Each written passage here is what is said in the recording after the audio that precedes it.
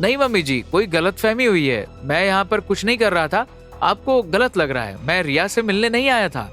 असल में मैं तो यहाँ पर। ऐसा बोलते हुए गौतम की नजरें फिरोज को ढूंढने लगी, लेकिन फिरोज उसे कहीं नजर नहीं आ रहा था। हाँ बोल, बोलते बोलते तेरी जुबान क्यों बंद हो गई?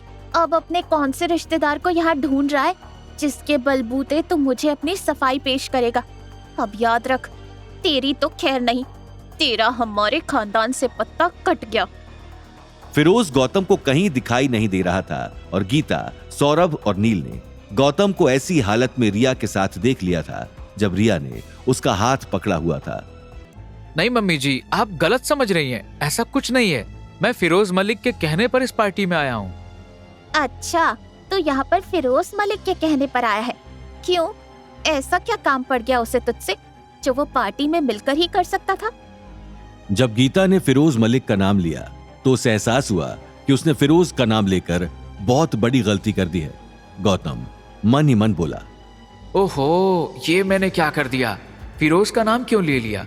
अगर फिरोज ने जाकर इन्हें सब कुछ बता दिया, या फिर यहाँ के किसी भी इंसान ने अगर मम्मी जी और बाकियों को मेरी सच्चाई बता दी कि मैं यहाँ पर 4 करोड़ की इन्वेस्टमेंट के लिए आया हूँ और यहाँ पर चीफ गेस्ट हूँ, तो अवनी कैसे रिएक्ट करेगी?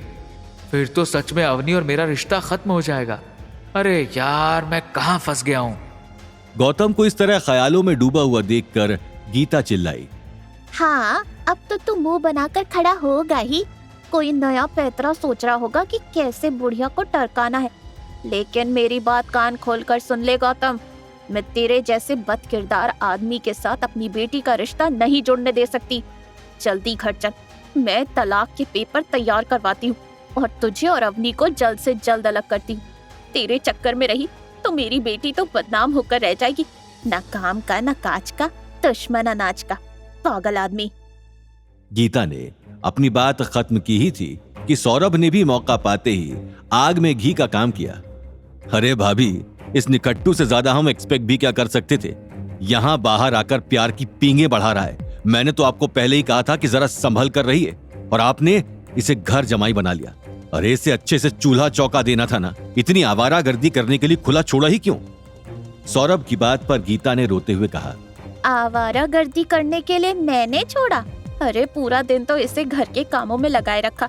कभी खाना, कभी झाड़ू, कभी पोछा, कभी बर्तन मंजवाना। हाँ, बस सामान लेने के लिए मार्केट जाया करता था। मुझे तो लगता है तभी इसने अपना नया टाका भिड़ा लिया। नील भी किसी से कम नहीं था, इसलिए उसने गौतम की तरफ बढ़ते हुए उसका कॉलर पकड़ा और चिल्लाया, तूने मेरा हाथ तोड़ा, मैंने सह लिया। आज देख मैं कैसे टूटे हाथ के साथ इधर उधर मारा मारा फिर रहा हूँ। चल छोड़, ये तो जो हुआ सो हुआ, लेकिन तूने मेरी बहन के साथ ऐसा किया। तुझे पता भी है मेरी बहन कितने नाजों में पली है। उसने कभी किसी को दुख नहीं दिया और उसके पल्ले कैसा नाकारा पति पड़ा है। मेरी बहन की तो जिंदगी ही खराब हो गई। असल में गौतम ये बात अच्छे से जानता था कि नील को अवनी की कोई परवाह नहीं है।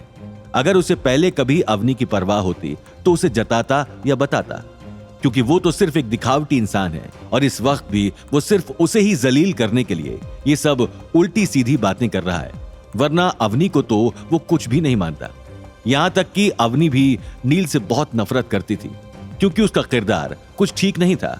लेकिन गौतम इन सब बातों के पता होने के बावजूद भी कुछ नहीं कह सकता था, क्योंकि इस वक्त वो ऐसी सिचुएशन में फंस चुका था कि वहां पर वो कुछ भी नहीं बोल सकता था। तभी गौतम को ढूंढते हुए फिरोज मलिक इधर उधर भटकने लगा और अचानक एक खाने के काउंटर के आसपास इतनी भीड़ देखकर फिरोज मन ही मन बोला, अरे यहां पर इतनी भीड़ क्यों है? हो सकता है गौतम जी भी वहीं हो।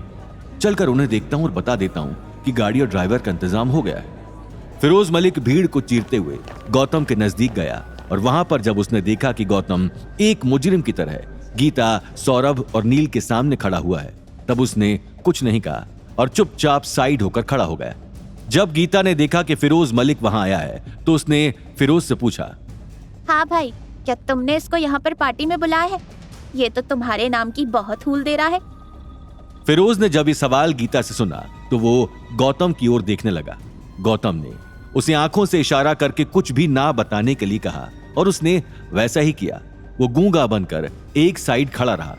बस देख लिया, ये है तेरा आदमी जिसको तू अपना बहुत ही चहीता समझता है।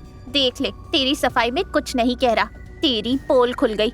अब क्या समझूं कि इसने तेरे को यहाँ बुलाया है या तू इसका झूठा नाम लेकर अपनी आशिकी करने आया है? आगे की कहानी जानने के लिए देखिए अगला एपिसोड सिर्फ पॉकेट एफएम के यूट्यूब चैनल पर और रॉयल वारिस के सारे एपिसोड्स को सुनने के लिए डिस्क्रिप्शन में दी लिंक से डाउनलोड करें पॉकेट एफएम ऐप।